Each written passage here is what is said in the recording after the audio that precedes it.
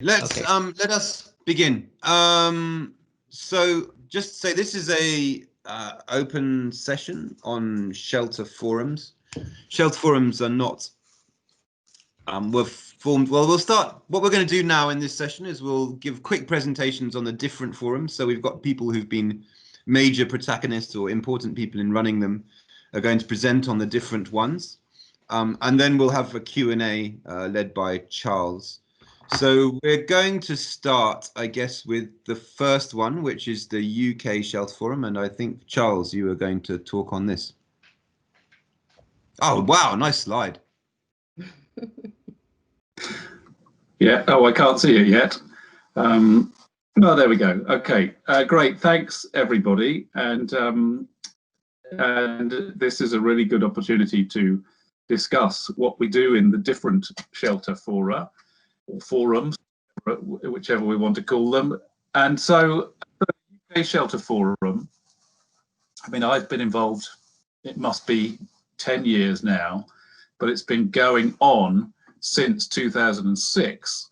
So that is a really good length of time to be able to reflect on how we've done it and what we've done and what the kind of outcomes have been. So set up by Lizzie Babbister and Rick Bauer. And the impetus for it was the South Asian tsunami, as with a good number of things in our area. And it was focused on the DEC groups, which is a group of funders, to get together and discuss shelter responses to the South Asian tsunami. And at the end of that meeting, it was really clear that the people that were in that group wanted to talk about shelter. And so the organisers decided to keep it going and open it up to a wider group to discuss wider topics. And the approach was to set up a decentralised discussion on shelter response without any particular ownership and with broad engagement. And that was a comment. Actually, Joseph made this comment about reflecting on the shelter forums. And I really think that that's been my experience of it and the experience of the vast majority of people who join these forums. And that's still true today, and it's still a great strength, which is that it's decentralized, so it's not organized by anybody. There's nobody who owns it. There's a group of people who organize it, but there's nobody who owns it. And it engages, it really does engage broadly. So it's academics, it's the private sector, it's donors, it's INGOs, it's professional bodies. So a really wide organization of people and a really wide invitation to people to come and talk about shelter. So there have been 26 meetings to date, and approximately certainly in the last 5 or 6 years, about 80 or 90 people in person. But when we were forced by COVID to go online for the last one, there were 120 people there for pretty much the whole time. We cut down the time, it's normally a day, but we cut it down to 3 hours. And there were a lot of people wanting to be engaged in the discussion. And so in terms of topics, I just took a list from the early meetings, the first 3 or 4 meetings. And they were beneficiary-led reconstruction, interagency collaboration, guidelines, learning and training for the shelter sector, remote programming, market survey tools for shelter materials. And I was just struck by how much we are still discussing those issues. And it made me reflect, are we discussing these issues because they are still really pertinent?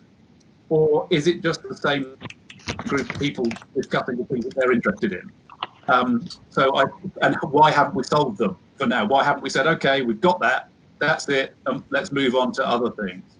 So really that left me reflecting on, that's why I was moved into reflecting on impact and outcomes and what happens as a result of these things. And I hope that we will be able to discuss that a little bit in the Q&A. Okay, that's it for me, for the UK Shelter Forum.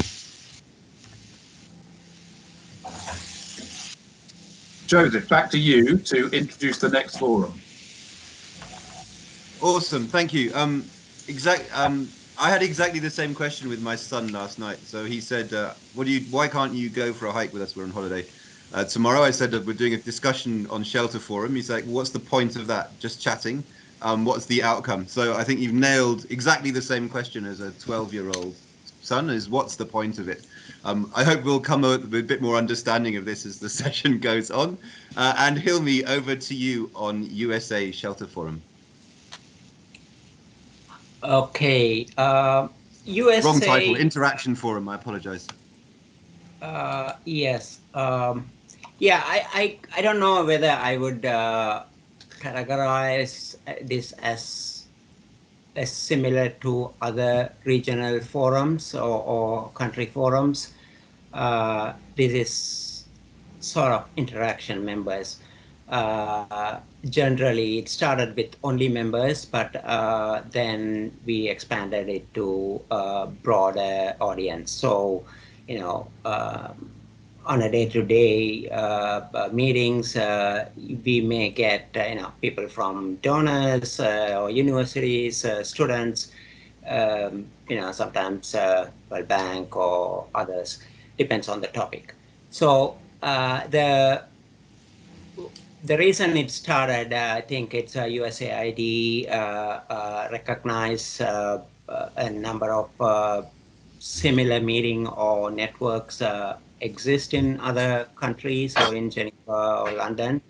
And in 2006, if I'm not mistaken, there was a conference started. I was not there at that time. A lot of people, almost 100 people participated, and they discussed about the shelter sector, and then decided there should be something, what shape or form was not decided, but there needed to be something that provide shelter actors a place to meet and discuss. So of the approach interaction, and then that's where I came into the picture. So we started in 2011, if I'm not mistaken, maybe 12. And then we did a survey and kind of with all our members, even others, clusters, to see what is useful. So there's I still have that list and sort of follow that, still updating it. The initial ones we focus on cash, HLP, shelter and protection, kind of giving people an understanding of what is happening, people to share the type of work they do, things like that. It sort of evolved from there to, a platform for sharing, but also we picked one or two kind of initiative to follow up. For example, in recent times, the roadmap for research or the wider impact of shelter all are part of that initiative. We do get, I would say, almost 60% on average, people who participate in a monthly or every 6 weeks are from outside of US. So people from the field, people from Latin America, a few, sometimes Canada, of course, some people from Europe. Our average participation in a meeting, I kind of did a look back recently, it's about 40. Average. There are people in some meetings that had about 90 or something, but on average it's about 30 to 35 to 40 is kind of a good number. Yeah, so it is open. One other thing that it provides is any of our members or others have an issue can always approach interaction and say, hey, do you have a space for this agenda? So it is still an open forum. It's not restricted to anybody from US or any member from interaction. So it continued to function thanks to OFDA's support on this. Yeah, so that's kind of where it is. I'll stop there, but I guess looking at the list, most of at least 80%, 90% of the people who are participating has been in the meeting here. So you guys know what it is. Cool, thanks, Hilmi. And let's move on to the next one, which I believe is Africa.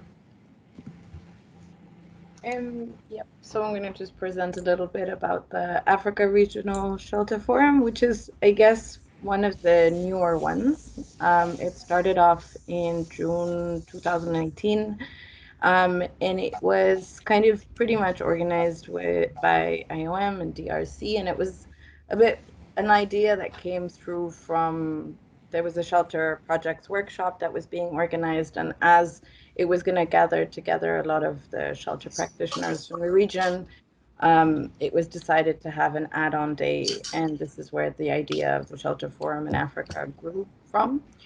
It then has, since then, I guess, increased in size and interest with more agencies getting involved in helping with the organization.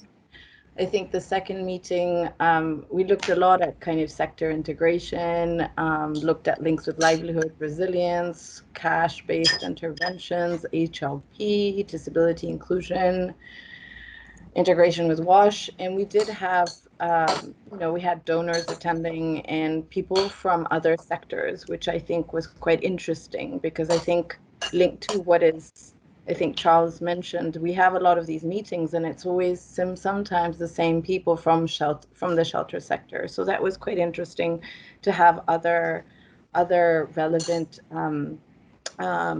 staff, other humanitarians attending this meeting. And then the third one, which I kind of want to talk more about, was this probably the first virtual Africa forum that we had. It was our third meeting, and it changed from being solely focused on just East Africa to expand its geographical scope. So we wanted to include all of Africa. It was online, and that basically meant that obviously it had participation from a lot more people from across the region. And we were also able to have the session run with interpreters that did all the translation in French. And I think that it's probably one of the largest shelter forum or platforms that have existed, at least up to now, unless someone else knows of any other. We had 259 participants attending the event from 140 cities. And I thought on a personal level, we had a lot more agencies involved in the organization. So apart from IFRC, IOM, DRC that had been involved the year before, we also had support from UN Habitat and Interaction. And having it online added a lot of benefits of access. And I know there were still probably a lot of participants that could not attend. I did get calls and emails after the event from staff and volunteers from national societies across the region that really wanted to attend and were having connection problems. So of course, there's still people that haven't been able to access the event, but it did really open up that idea of really expanding these type of events to a greater audience and people that will never be able to fly to event such as this one. And so it was like a half day, 4 hour event. It focused on 3 key areas. I mean, a lot of it was based on the initial thing, which was sharing learning experiences from regional shelter interventions.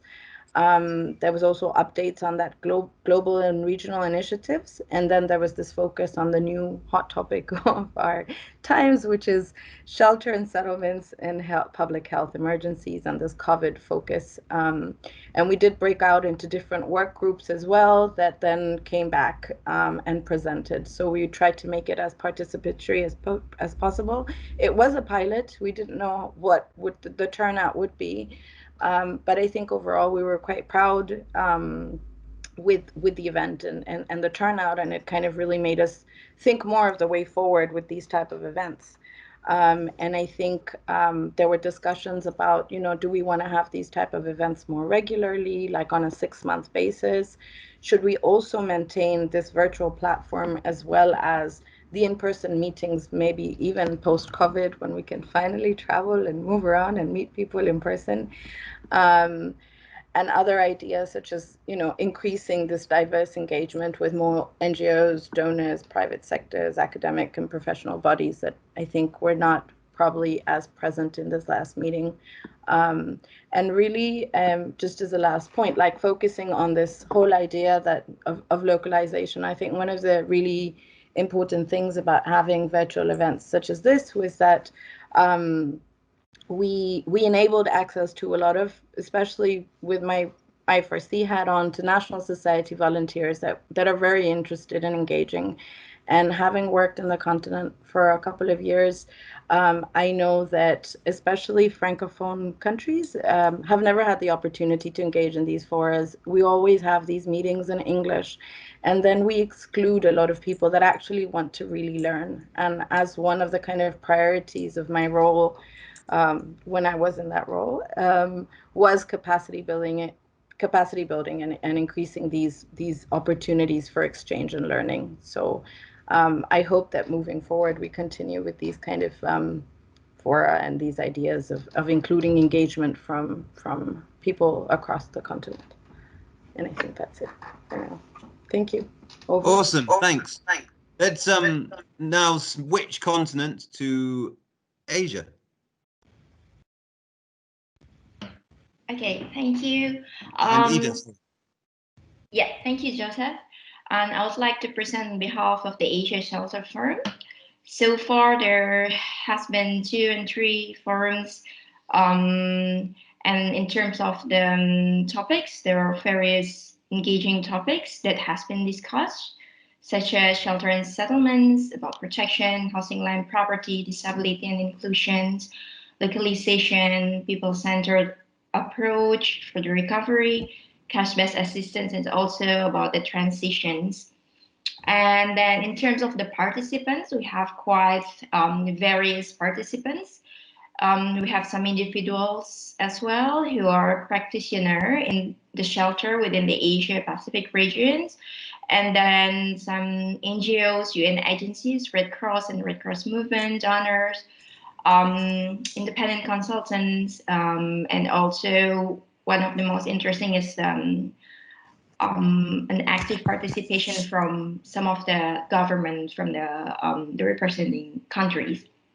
And then the last forum was conducted in Lombok, and the number of participants has reached more than 300 persons who attended in the event. And then the next one was supposed to be planned in this year, but due to the COVID situation, it was postponed to next year on April. However, there will be a soft launch and symbolic handover will be done virtually in this November. And one of the most, as I mentioned, that one of the interesting part in this Asia Shelter Forum is that the collaboration with the government. And as the previous event, it was hosted as a side event by Indonesian government, who led the National Shelter Week. And the future event in Kathmandu, it's also will be done in collaboration with the government of the Nepal. And then it will be more focused on the government and government collaboration in shelter intervention. And we would like to see more on the success story. So instead of making a long wish list, we want to see what are actually working in the interventions. However, there are also some of the challenges. As in continent, we have a large number of ethnically and linguistically and geographically diverse and dispersed countries. And the cost to attend is actually considerably high. And then most of the shelter practitioners in the region, they work with their own language. So English is actually not the first language. It could be the second or even the foreign language. So I guess if you want to make it a local, very local oriented, you have to facilitate and moderate this language barrier. And yes, and so don't forget, the date has been announced officially. It will be on the 29th November 2020, and it will be done virtually. So I hope you guys can join. Thank you very much. Fantastic. So thank you so much. I don't think there's if you do a round of applause and it just looks like everyone's putting their hand up. So we won't do that, but thank you so much for that and really interesting point about how the level of government engagement in the Asian Shelter Forum is so strong and ownership, which is really important and something very different from the other fora we're seeing. Middle East, I might put Sandra on the spot with this one. Sandra, do you want to talk on this? I was asking various people, and we had one planned for later this year, but they got a bit distracted by the blast in Lebanon. So most of the people who are involved in this forum in the past are a bit stuck with that. But Sandra, do you want to say some words on your? Well, yes and no, Joseph, because honestly, I wasn't part of the MENA Shelter Forum in Amman organized. I assume that it was more Alberto, definitely also, who has the knowledge of it. And as you know, probably the MENA Forum is where, well, at least where the IFRC Red Cross is least active, because most of the coordination is led by UNHCR or IOM as agencies, as lead agencies. And yes, the blast has taken away from a lot of the attention. So I'm not sure I can really fill in the gap there, Joseph. I mean, I can contribute to what needs to be done, what would need, or what I would be really happy to hear of. But it's not as if that's where I was listening in. I told you yesterday, because I don't have the record of being there myself, nor of seeing report from the MENA Shelter Settlement Forum of last year. Anyone online was there? I was there, but I don't know if anybody else want to speak. I can chip in, but is anyone else who participated want to say anything? I can talk to it a bit. I think what I found really interesting, and it's very different in terms of characteristic from some of the other forums, where I think the Africa one is looking much more generally at emergency response, which I guess is where a lot more of the shelter operations and thinking are. The Asian one was looking a lot more at preparedness and long-term planning. And the Middle East one was very discussion, and the participant was many people more involved into housing rights, architecture, so much broader than just emergency. So the one we had was in Oman, and the discussion from my perspective was much more focused on the longer term impacts of long-term displacements, so less the sudden onset kind of crises. I think strongly flavored in Oman by the fact of long-term refugee situation due to the Syria conflict. So even the emergency and humanitarian side was looking much more at what are the long-term issues on integration, housing rights, and even return and transition. I don't know, Hilmi, what your thoughts are. And then the other thing is to say that we were initially planning one in November in Beirut, and I think everything's been a bit derailed, obviously, by the fact that there's a major response. And in fact, maybe that would change the reflective nature of some of the forums, where the forums tend to happen in places where there isn't actually necessarily, I think maybe the last one in Indonesia was closest, but even then kind of months or a year after a crisis, the discussion was much more looking at it might be quite soon after a crisis where people are still thinking about that, to be having more of a regional shelter discussion. I don't know, Hilmi, if you wanted to add something on that, or if we'll move on to the next. I think you captured it. It was very slightly different in a sense. Yeah, a kind of a longer term displacement. Also, maybe the conflict nature of in the Middle East, it focused on like some of the Syria, Iraq presentations and thinking. So yeah, I will stop there. That's good capture. Cool, and then let's move on to the last one then, which is LAC, and then we'll move over to Charles for Q&A. Hilmi, this is back to you. Sorry. Okay, I again want to term it as similar to the other forums, regional forums, we did try. So Interaction tried to organize one in Guatemala in 2018, and we did one again in 2019 in December. Although there are participants from other countries, it's primarily from people from Guatemala. So the region is quite diverse. The countries are more sort of stand on their own. So it was quite challenging to bring the vast continent or region. So in the first one, we had about, I would say about 60 people from 40 odd organizations, including some government, private sector, NGOs working there, national NGOs. The discussion at that time was kind of focused on two different things. One, the volcano that happened a few years ago in Guatemala City, just outside, and then the earthquake, things like that. So one of the things I found is when we ask how you want to format this, is it just presentation?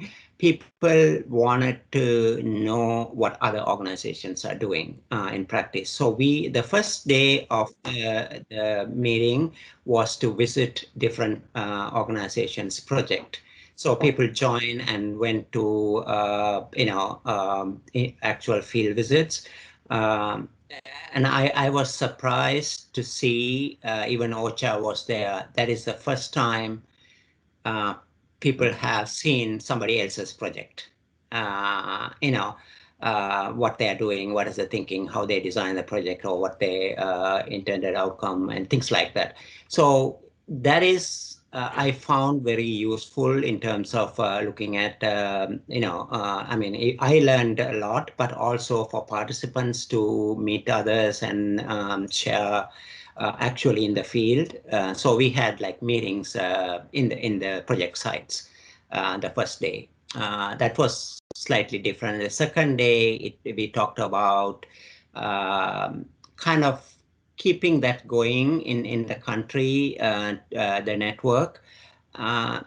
But there was nobody put their hands up to continue because we didn't want to keep on, leading and organizing this. We wanted it is driven by local actors. Anyway, the second time, again, we met.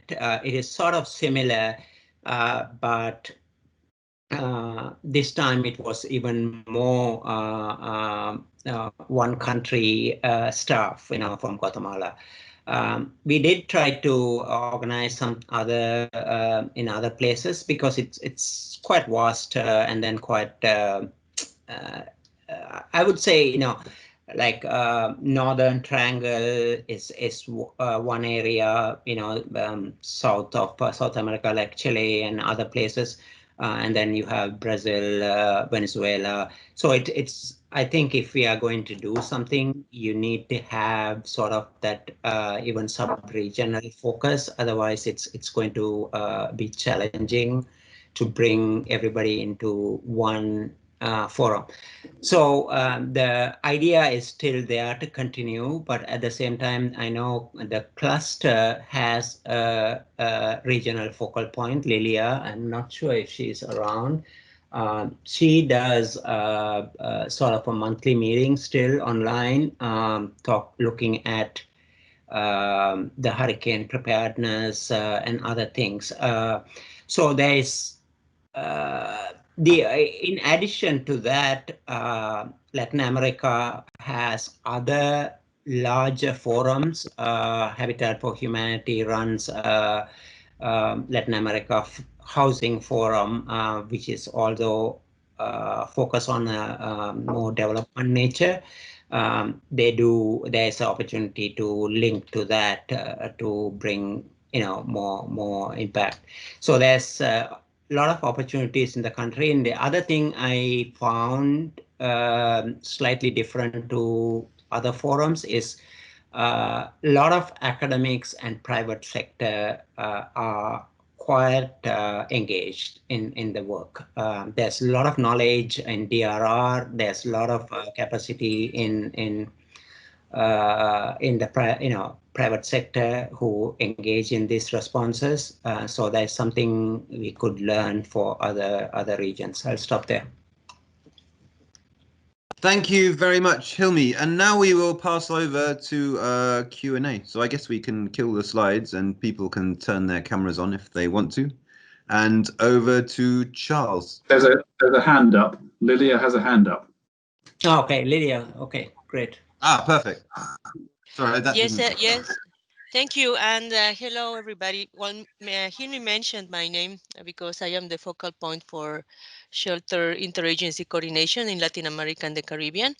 And indeed, we started exploring.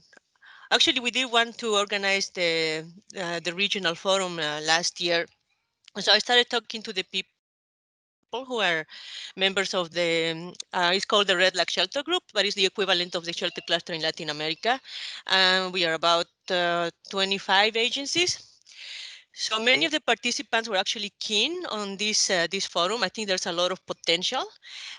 What is important is to really have, I mean, and I disagree a little bit with Hilmi on this. I think rather than a generic forum, I think people really want to be more clear on what the outcomes of the forum would be, because there is, I mean, different agencies are specialized in different issues. There are many partners who are more involved in emergency shelter, while we have some partners that are more in like long-term housing or long-term shelter as well. There's a lot of interest in disaster risk reduction, and for sure, a lot of interest in engaging with other sectors, the academia, the private sectors, and the government and governments in general. The impression I got is that if we organize these kind of things with time in advance, most of the participants, I mean, if this is a face-to-face event, I think participants may get the funds to attend, but I mean, I have the impression that it sort of needs to be something more focused. Probably one year can be more on disaster risk reduction, and then we narrow down on what we want to achieve with this. If we want to show projects, or if we want to basically arrive to some agreements between different agencies. But I think there is a lot of potential, and as Hilmi was saying, because we've been working on disaster preparedness, on hurricane disaster preparedness this year, I think that that's maybe an area where we could try to expand the shelter forum. I mean, we could work on overall emergency preparedness. That's it from my side. Over to you. And Sandra, you have your hand up too. Yes, a couple of reflections on my side as well. I think, well, one thing which is really to get to understand if the learning and the follow-up from these regional fora, I think we're using them in an appropriate way as well to maybe share some of the compendiums of shelter projects, the leaflets that were regionalized for every different context as well. It was a good promotional way to get some of our learning out, but in the same time, I hardly see, I saw it in the last UK Shelter Forum, the feedback somehow, not just a report of what happened, but more in depth, what was the learning coming from it. And the booklet, or at least the report that was shared by CARE and I think by Oxford Brookes and Charles, the one on shelter and health, I found it super, super well compiled and very useful. So maybe something around the value added of having not just the event, but the follow-up of the main presentations and the learning from these events are something that for us would be super valuable as well in terms of advocacy after all. So I'm not sure whether other regional events have captured things in the same logic and spirit as well. Secondly, I have been, yes, of course, long enough in the sector as well to know from the early start with Rick and Lizzie. I was working with them with Oxfam in 2005, and at that point, of course, there was no regional element at all. I mean, everything was happening mostly with the shelter meetings, the shelter center meetings here in Geneva. So I'm not sure whether, well, it's very welcome, of course, that a lot has been decentralized from Geneva, but I wanted also to reflect maybe a bit on what is it that we might want still from a shelter center meeting here in Geneva versus the ones that are out, how to not duplicate efforts in these times that everything seemed to be going virtual anyhow. So that's more a question also for ourselves and trying to connect to a number of other forums. You mentioned the housing forum is one, the urban one is another one, and the shelter center meetings in Geneva is a third one that we could connect to. Over. Thanks, Sandra. That's really interesting. But before we go into Q&A, Joseph, tell us what the status is for, there was an Australia and an India forum at one point. Are they still live or not? I think not so much. I wasn't involved in. There were some at some stage, and I think one of the questions is really the critical mass of people for continuity. So I think UK is fairly continuous. There's a large critical mass of people and agencies who are keen in promoting these, based in UK. I think in some other regions, either they're quite dispersed or the number of agencies with shelter specific expertise is a bit less dispersed. I think there's probably more stuff happening in Australia in universities. And then the India one, I'm not sure what happened specifically there. So there was one for sure, and I don't know how it continued in the long term. I can't give any information. Okay, great. Well, thanks. Well, I mean, I'm just compiling a list of things. One was organized by Radar India. Generally, I think they are the one who led that one. I think it is happening. There's few, but it is more India focused event within Radar and their members. It is still happening. I heard about at least a year ago or something. There was a meeting. We can find out more if we needed contacts. Okay, that's really good. It does raise the question about one, sustainability of these fora when it's not organized by an ongoing organization who can devote resources to it. If the people move away, then does it become less sustainable? So that's one thing. Or it could be more sustainable because the network moves. But then also how to keep contact between fora and, as Sandra said, also the connections to other housing discussions. Okay, yes, and so we've got some comments from Fabian and Sandra, and I'm going to come to Amelia in a moment, or Amelia's comment, but I'd be really interested if people just post in the chat what they think the outcome for them was, what happened as a result of these forums. Sandra said there's learning and potentially to advocacy. So what else? Just post some words in the chat about what else happened or what else was an impact for you or for your organization. But okay, great. Thanks, Joseph. Networking. But okay, so I'm coming back to Amelia about more participation from affected communities. Amelia, do you want to microphone on and explain a little bit more about that? Yeah, sure. It was just to come back to the UK Shelter Forum event where Care managed to get some leaders of women's groups that had been involved in some of our reconstruction and gender research work to come and talk about sort of their experience of the response and how they'd seen sort of access to humanitarian shelter support and what had been the barriers for them. And I thought I think many people that were there commented on how sort of powerful sort of having affected populations, or if we can think of a new word for that, it would be great. But having people involved in the response, the first responders, or to actually be there talking about how the humanitarian response had affected them or supported them or not being able to reach them. And I think with Zoom, we've got an even greater opportunity to capitalise on that, so we don't have to pay for flights to get people to places. So that's it, really. Okay, that's interesting. So anybody else, has anybody else had any engagement with affected communities or representatives of affected communities who have been presenting at the forums? So Ida in Lombok, okay, excellent. Some community representatives, that's really good. I note from the Asia forum that there were government personnel there as well.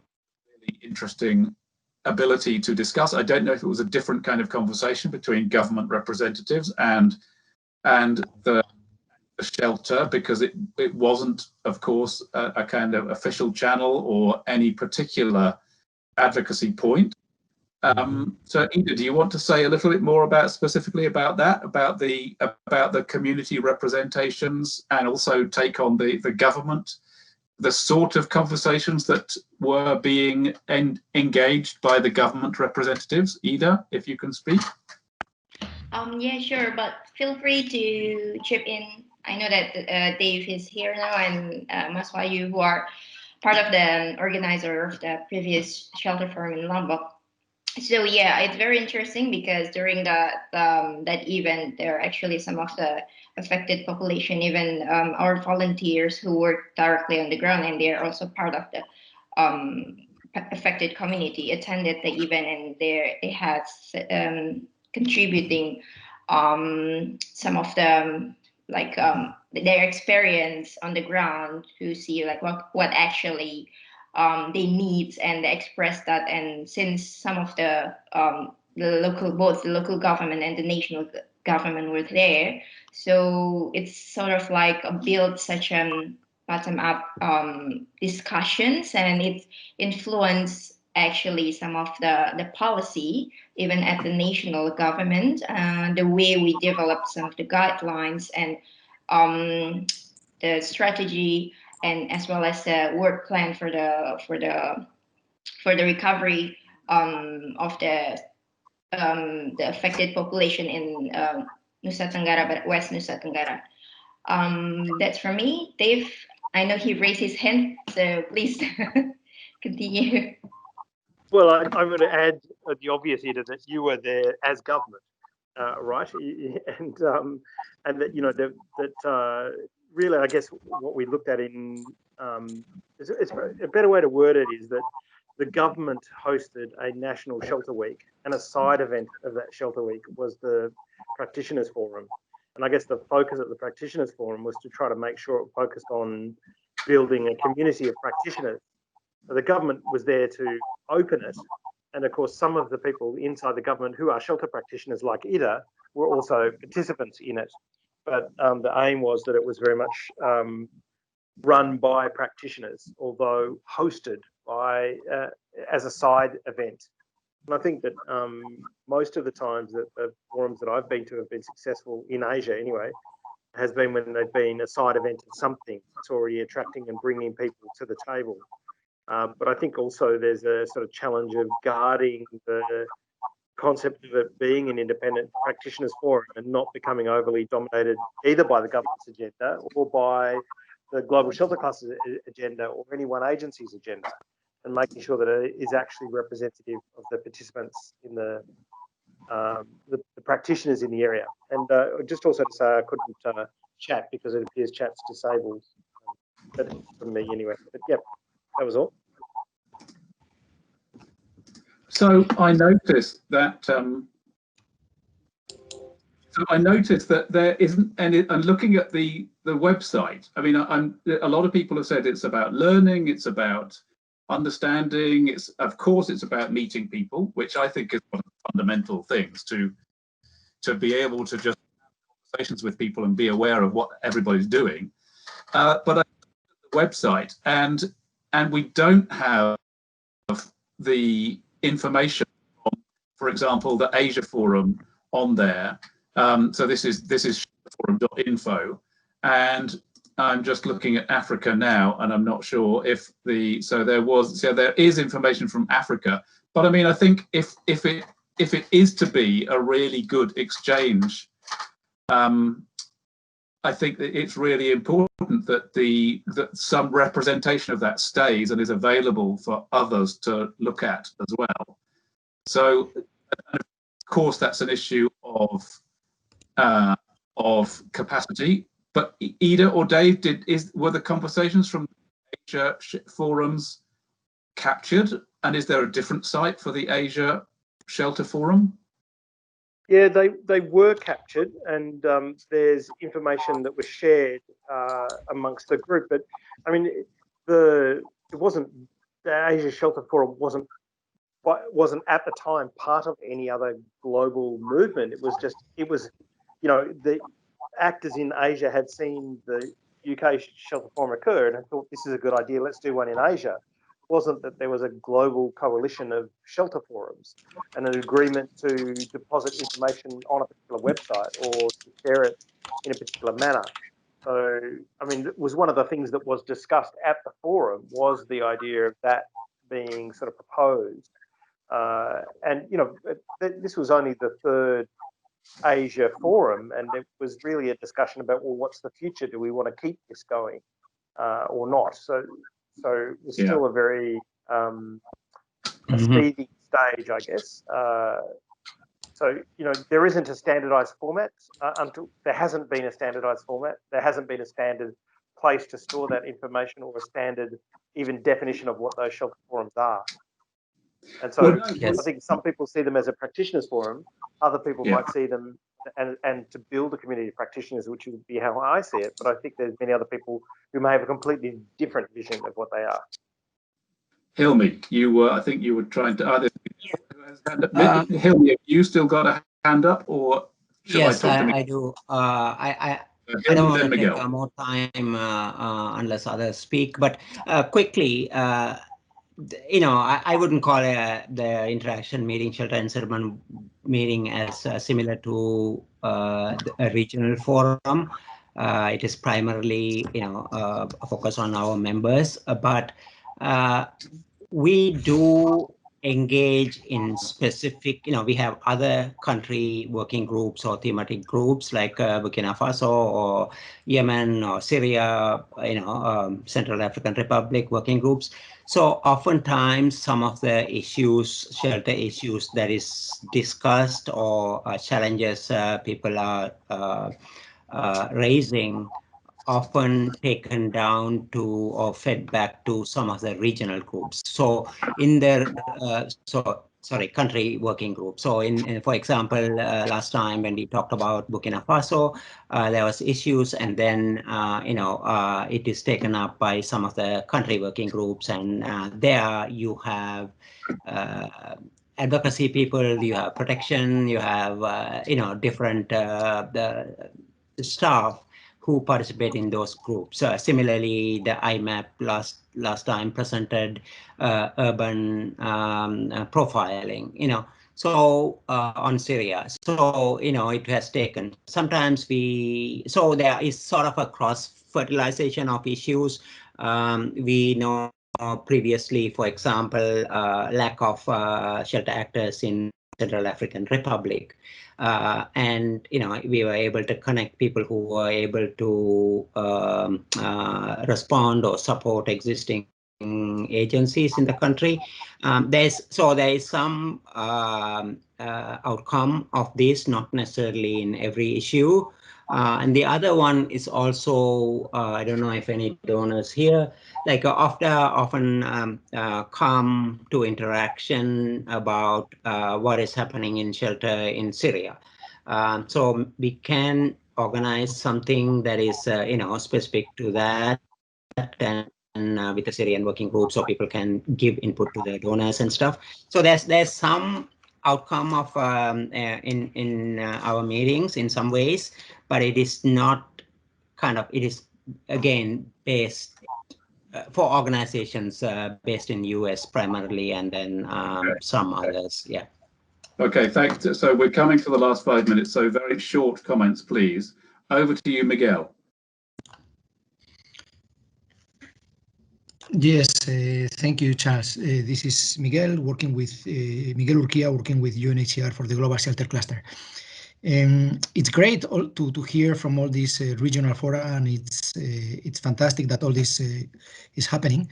And the Global Shelter Cluster has always been careful to, on one hand, support as much as possible this fora, participate and disseminate its products, but on the other hand, not interfere too much so that they can continue growing in a diverse way and to bring other voices. I was wondering if there's more that the shelter cluster should do to support this fora. If there are any idea that you may have that could be done to help them. For instance, having this session, I think it's a positive. It's a positive activity to give more visibility to the different fora. Maybe there are other ways that the shelter cluster could support. Thank you. Bye. Thanks, Miguel. So definitely, other ways for shelter cluster to support Shelter Forum, please put in the chat.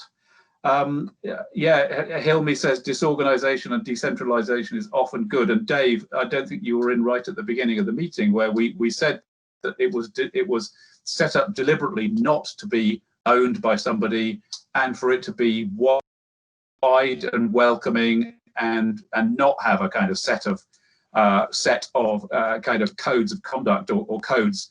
But the disadvantage of that is, of course, then the risk is that some things don't get captured if there isn't a kind of central organization. So maybe there should be something about just making sure the conversations are captured, so, and that being the only function of a group of individuals or members who volunteer the time to make sure that things are happening. And I know that Joseph put out a call that, I mean, I think it's still him that manages the site and probably pays for it too. So that might be something where if we can have a decentralized approach to that, but yet a loose organization to be able to make it function well, it would be an asset. Yeah, thanks, Helmi. That's an absolutely that's a very good point. Joseph, back to you for a kind of final comments and roundup, and also please in the chat, what next? What do we? Are there any things that we should try and do together? What's next? Of course, everybody will take their own path, but what is there something that binds us together that we should be doing, that we should be making steps towards? But Joseph, over to you for some last reflections. Yeah, I mean, I don't want to be in a position to say this is how it should work. I think the forums have emerged for a real reason, and that there's been a gap and people want to talk about the work that they do, and find places to share what they do and to network that's broader than just emergency shelter, that can talk about refugees, that can talk about preparedness, it can talk about response, it can talk about urbanization, housing, whatever's relevant to the people in that meeting. And it's something that can go in a way where, for example, in Asia, which is really strong, where governments are showing a very strong ownership. So I think it's not we're not talking about an organization. We're talking, it takes a lot of organization to put a forum together. I'm not saying that, but it's not super cohesive. And I think maybe that's something that will emerge. I think a lot of the commonalities between them is it's lots of the same people are going between them and accessing large, whilst the focus of an Asia Shelter Forum will be mainly and hopefully mainly people from Asia, there will be people who have also been in the Africa Shelter Forum or the UK Shelter Forum and can share experiences between them. I don't know, I think it's maybe something the forums themselves need to come up with if they want to structure and link more effectively, rather than a global decision if this is how it should happen. And maybe it's something that will emerge in the kind of coming years, as we see more and more of these kinds of discussion groups. I think the one we're obviously missing here is Shelter Centre meeting, which is, that's my fault for not inviting that, but I think it's another really important meeting where global projects and country level projects are discussed. So maybe it's something that I think this is a good discussion to have here, but it's something also that needs to happen within the forums about what they are, how they interact, and how they coordinate between each other. Dave Hodgkin, hand. Yeah, sorry. Again, the chat seems to be disabled for me, so I couldn't just make a comment. But I just wanted to say that you know, I think one of the real advantages, obviously, of the forums is that you're getting practitioners can theoretically a bit more affordably actually attend things. In reality, that's still not quite the case, and you've got to sort of remember that while if you have a forum in London, a European person ducking across from France or from Switzerland isn't really a major financial burden. In Asia, if we have a forum in Nepal, somebody from Indonesia attending that forum is still, multiple months' income. So it's still, unless they're tied to other events, unless there's side events or there's other reasons for people traveling, there'll still be a limitation on how much participation can occur. And this is one of the reasons the Indonesia team, the last Asia Forum meeting made a decision that every second forum would be in Bangkok, tied to the housing forum, to keep one tight, easy access point, and then the other one would roam around. I think there's got to be some thinking around that as well, I guess is what I was trying to add in. That's great, Dave. Thanks. That's a really, because yes, we're thinking UK-wise, one in person, one online each year. But okay, two things occur to me as the kind of moderator of the Q&A bit is we should get together one representative of each forum to have a chat, just to share ideas in a more focused way. And second, just a piece of practice that we do in the UK. Whoever organises the meeting is responsible for uploading something to the website, whether it's the Shelter Forum's website or something else. So I think that's a good practice, that as part of the organisation, it's your job to gather the information and upload it. Otherwise, it may get lost. Okay, and Hilmi, great one about universities. Absolutely, I'm really massively, of course, in favour of linkages between Global North and Global South universities. Joseph, yes, they're here to stay. A good thing for us all. A great thing to end on, because we are now 2 minutes over time. Thank you so much to everybody. A really good discussion, and thank you for participating. Okay, I formally close the session. Thanks all. Have a good afternoon. Bye. Thanks, everybody. Great to hear everybody, and of course.